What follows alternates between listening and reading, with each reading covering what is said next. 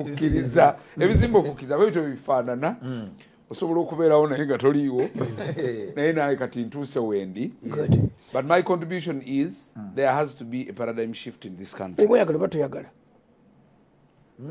if oba not that oyagala oba toyagala tuli mu buzibu engeri yokka gy'osurviving emyaka 40 egy'eddungu nga waliko ku myaka nga oli mu myaka giri egyali e Misiri noyita mu nnyanja emyufu mu migga emizibu n'ebirala nogguka mu nsi empya oba ensi ensuubizi ne mutandika okugirya oteka kubanga tolowooza nga bali abaafiira mu ddungu ekyafiisiza abantu mu ddungu bonna tewasigala n'omu Yoswa ne Kalebu bwe basurviva bokka ekyabataasa okusavaivinga kubanga bano baali batole Katonda yabagamba abaana bamwe omugende nti ngenda kubatta abo bonna tikuli n'omwafa mwetaddewo ng'abo aboogerera abo tekujja kufaako no tebalina musango mu kintu kino mwogera bitaliiyo nja kubakuuma kaakati mmwe be sijja kukkiriza kutuuka gye balaga eyo influensi yammwe ey'ekikadde eyo endowooza yammwe endowooza eyatuddeyo tulye ku nsujju tuddeyo tulye ku maboga eyo sijja gikkiriza genda gye tulaga kaakati Musa kyuka okole bwoti tambuza abantu ne batambula emyaka 4 after 40 years ne batulazibaka ndidda bannaye mulindeeko guno omwoloola twali wano omugavu guli temugujjukira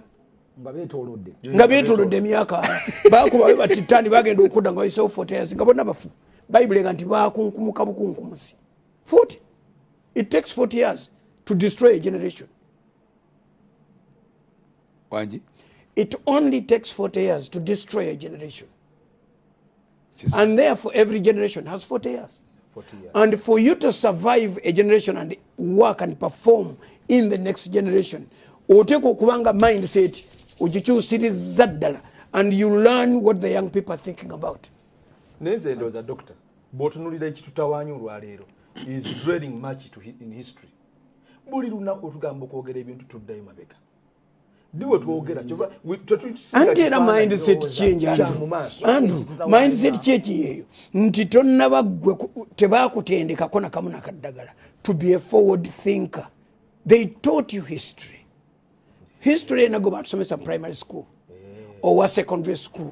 zirevolution zonna okutandikira ku French eri popular okutuuka ku ndala zonna byonna byali byafaayo okutulaga bwe bakola kati ayagala okuwamba government for example ya Uganda kuyagala giwamba nogamba nti ne bw'oba otandikidde ku president Museveni ngodda mabega nti ogenda kukozesa method ezo togijjaawo kubanga bwe bakusinga okubeera abakugu mu history waabwe yes toyinza kuwamba government yawe buli muntu yenna alina ebirowoozo ebyokufuukako omukulembeze wano tosobola kukola bukodyo bwabwe wali owuliddeko essomero lyonna erisomesa nga ligamba mu political science nti you need an army wali owuliddeko lesson yonna ng'ekuga nti weetaaga amagye okufuga eggwanga kubanga abatusomesa bo balaga nti amagye tegali part of their politics beba America beba Angereza n'abalala tebatulagangako nti amagye geetaagisa practically bakugamba bantu people power abantu g'emaanyi naye bw'okozesa abantu g'emaanyi otuuka kuva mu duniya muno nga n'obwerusi tubutuddemu mumagana gaffe here you need something different kubanga history wa wano si wekyo history wa Africa yenna magye amagye ge gafuga ensi waliwo yakoze statement n'agamba nti ewaffe bannanga bavuka temukyagala kuyingira mu magye ate bano abakadde badde mu magye abalala bagenda tutwalako ebintu byaffe bye tukoleredde mulina okujoininga amagye nanti kakati omulembe guli ne guno gwe tutambula nagwo ekitundu kyagwo be balowooza ye mentality etambula wajja kubayo revolution nga si amagye kubanga ekyo nakyo kiyise kiweddeko nakyo kiggwako kati kigenda singa kyali kikyatambula Museveni teyali ambadde kanzu tebakulimbanga Museveni nze mbagamba bulijjo mumutunuulire mumuyigireko ababeera mu maaso emyaka emitono egi kati Museveni olwaleero ali mu 27 28 awo yatuuseyo dda yagenda dda anoonya anoonya akasatu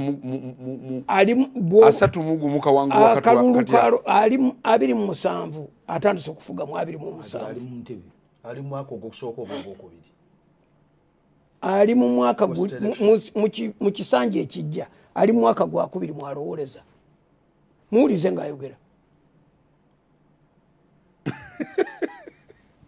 muwulirize bannayuganda they've never caught up with him speed ne bwabanga atambula mpolampola ngulaba atambula asimba kaggo obwongo buli sharp nga bwokirowooza ate kati lwasinga n'okulowooza naye era nze ndowooza era it is the system gyetwogerako education ne bana abali ku ludda luno olulala luno abandigambye nti twagala kujja mu ntebe nabo balemereddwa okusiiga ekifaananyi ekya Uganda gwelina okufaanana anti tebajja gibaamu tebakiraba nakiraba tebagirimu Uganda gyotopulaninze tosobola Uganda gyoteteeseteesobola atono gibaamu oti tusobola okuba n'ekifaananyi ekiriwa kino kyetwagala okukola ng'ani akuyambye okukisiiga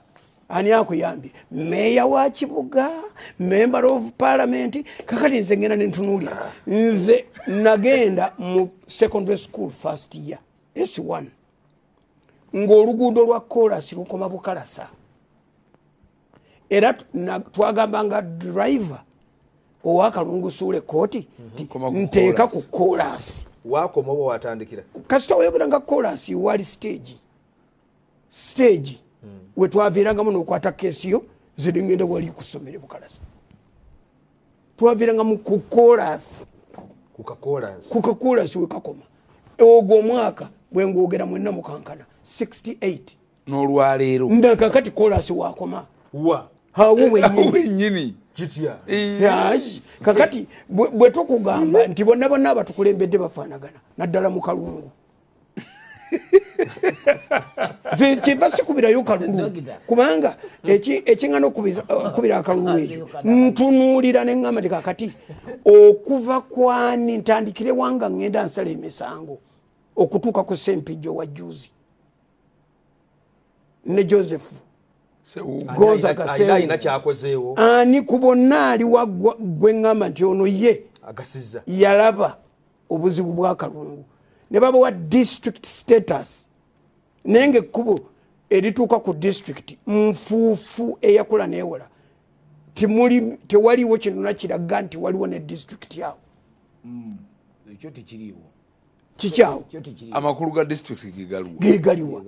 okay gamba nti oba abeeno balina ebizibu okuva mu Nnyendo okudda e Kalungu balina ebizibu ate newewampi mayiro 14 zokka naye tandikira e Bukulula tuyite mu kyalo awo bwe tutyo kilomita 8 olulala nayitawo naye nga nemmotoka oyisa ku mabbali bwoti kati awo essaala yennyini tewali ajja gikusabira kuba togasa